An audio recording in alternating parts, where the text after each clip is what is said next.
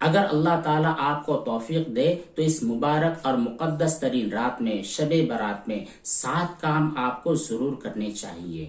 یہ 7 کام ایسے ہیں اگر آپ اس رات میں کر لیتے ہیں تو اللہ تعالیٰ کی ذات سے امید ہے کہ انشاءاللہ نجات پا جاؤ گے۔ پہلا کام تو یہ ہے کہ آپ کو شب برات میں عشاء اور فجر دونوں نمازیں پڑھنی ہیں، وقت پر پڑھنی ہیں، جماعت کے ساتھ پڑھنی ہیں۔ بہت سارے لوگوں کے بارے میں دیکھنے میں آتا ہے کہ عشاء کی نماز چھوڑ دیتے ہیں، جماعت چھوٹ جاتی ہے یا اکیلے پڑھ لیتے ہیں۔ عشاء کی نماز جو فرض ہے اس کا تو کوئی اہتمام نہیں، لیکن رات بھر نوافل کا اہتمام کرتے ہیں۔ اور بہت سارے لوگ رات بھر نوافل پڑھتے ہیں اور فجر کے وقت جو کہ فرض نماز ہے اس وقت سوئے رہتے ہیں، فجر چھوٹ جاتی ہیں۔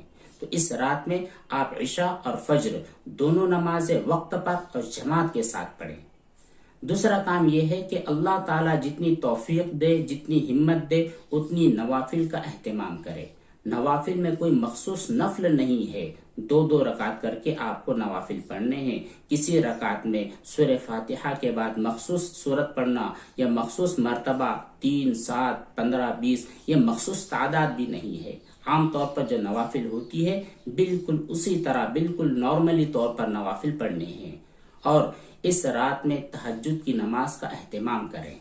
تیسرا کام جو آپ کو کرنا ہے وہ یہ ہے کہ جتنا ممکن ہو اتنی کوشش کریں کہ آپ صلاۃ التسبیح اس رات میں پڑھ لیں۔ اگر آپ کے پاس موقع ہے، وقت ہے، آپ کی ہمت ہے تو آپ صلاۃ التسبیح اس رات میں ضرور پڑھیں۔ صلاۃ التسبیح ایک بہت بہترین نماز ہے جو نفل ہے۔ حضرت نبی کریم صلی اللہ علیہ وسلم نے حضرت ابن عباس رضی اللہ تعالیٰ عنہ کو سکھائی ہے۔ اسی طرح اس رات میں جو آپ کو کام کرنا ہے وہ چوتھا کام یہ ہے کہ کثرت سے قرآن کریم کی تلاوت کا اہتمام کرے۔ پانچواں کام یہ کرے کہ اللہ تعالیٰ کا کثرت سے ذکر کرے۔ ذکر میں بھی کوئی مخصوص ذکر نہیں ہے، جو ذکر آپ کو یاد ہو، جو سہولت ہو وہ ذکر کا آپ ورد کر سکتے ہیں۔ چھٹا کام جو آپ کو اس رات میں کرنا ہے وہ یہ ہے کہ اللہ تعالیٰ سے خوب دعائیں مانگے، گڑ گڑا کر دعائیں مانگے، خاص کر اپنے گناہوں سے توبہ کرے، اللہ تعالیٰ سے مغفرت اور نجات کی دعا مانگتے رہیں۔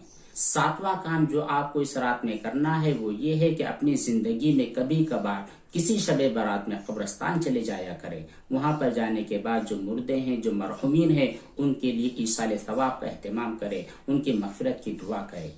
دیکھیے، ہر شب برات میں قبرستان جانا نہ مسنون ہے نہ مستحب ہے۔ نبی کریم صلی اللہ علیہ وسلم اپنی مکمل حیات طیبہ میں ایک مرتبہ اس رات میں قبرستان تشریف لے گئے ہیں، تو آپ صلی اللہ علیہ وسلم کی پیروی کرتے ہوئے آپ اپنی زندگی میں 1-2 مرتبہ قبرستان چلے جاتے ہیں، کوئی حرج نہیں ہے، بالکل چاہیے۔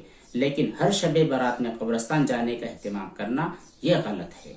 اسی کے ساتھ یہ بھی یاد رکھے کہ اس رات میں مکمل رات جاگنا یہ ضروری نہیں ہے۔ شب برات شروع ہوتی ہے سورج کے غروب ہونے سے اور باقی رہتی ہے سورج کے طلوع ہونے تک۔ تو اس رات میں یہ جتنا وقفہ ہوتا ہے 12-13 گھنٹے کا، یہ مکمل 12-13 گھنٹے جاگ کر عبادت کرنا یہ ضروری نہیں ہے۔ جتنی آپ کی صلاحیت ہے، جتنی اللہ تعالیٰ آپ کو توفیق دے، جتنی دیر آپ آسانی کے ساتھ، سہولت کے ساتھ جاگ کر عبادت کر سکتے ہو، بس اتنا ہی جاگنا ہے۔